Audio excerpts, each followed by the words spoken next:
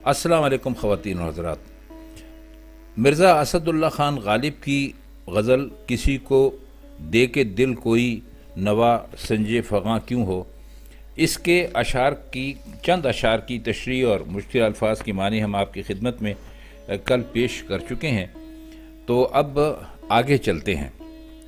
اگلا شعر ہے: یہ فتنہ آدمی کی خانہ ویرانی کو کیا کم ہے، ہوئے تم دوست جس کے دشمن اس کا آسماں کیوں ہو۔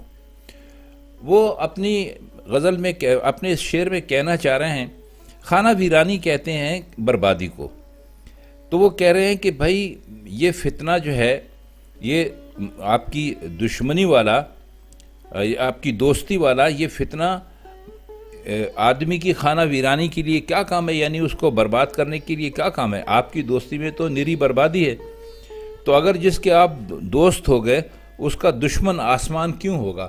آسمان کا دشمن ہونا دراصل ایک محاورتاً ہم اس کو بولتے ہیں، استعارہ سمجھ لیجئے، ورنہ آسمان کسی کا کیا دشمن ہو سکتا ہے، تو یہاں مراد تقدیر ہے۔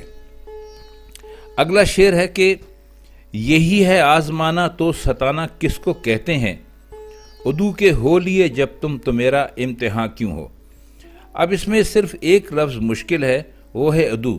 عدو کا مطلب ہوتا ہے دشمن، تو وہ یہ کہہ رہے ہیں کہ جب تم میرے دشمن کے دوست بن چکے اور اب تم بار بار میرا امتحان لیتے ہو، تو میرا تمہارا کوئی تعلق رہا ہی نہیں، تو تم مجھے کس لیے میرا امتحان لے رہے ہو، تم مجھ سے کس لیے کوئی تعلق رکھ رہے ہو۔ ان کے کہنے کا مطلب یہ ہے کہ جب آپ کسی سے ایک مرتبہ تعلقات ختم کر دیں تو پھر آپ کو بہانے سے اس کو آزمائش میں ڈالنے کی کوئی ضرورت نہیں ہے۔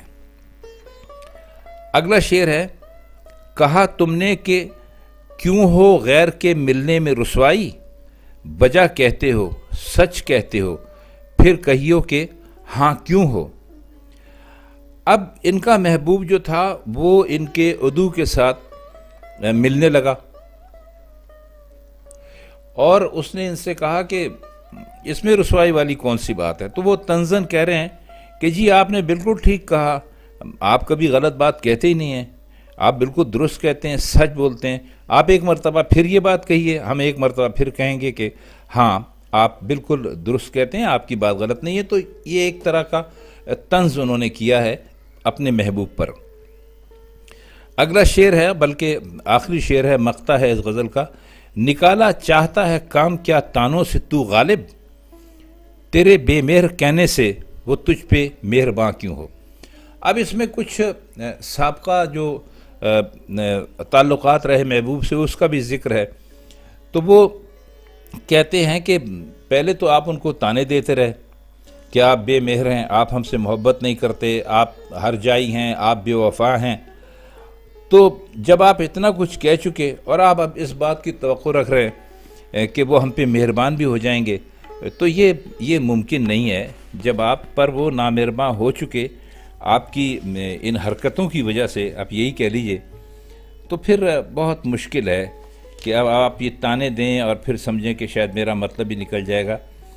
تو جب وہ ایک مرتبہ آپ کے بے مہر کہنے سے یا آپ کے تانے دینے سے وہ آپ سے ناراض ہو گئے اور پھر آپ تانے بھی دیتے ہیں اور آپ اس توقع میں بھی ہیں کہ وہ مجھ سے راضی ہو جائیں گے، تو ایسا ہونا ممکن نہیں ہے۔ تو خواتین و حضرات، یہ اس غزل کے چند اشعار تھے جو رہ گئے تھے، تو ہم نے ان کی تشریح اور کچھ الفاظ کے معنی آپ کو بتانے کی کوشش کی ہے۔ تو بس آج کی محفل میں اتنا ہی۔ اب آپ سے کسی نئی غزل کے ساتھ اگلی محفل میں انشاءاللہ پھر ملاقات ہوگی، تو تب تک کے لیے اللہ حافظ۔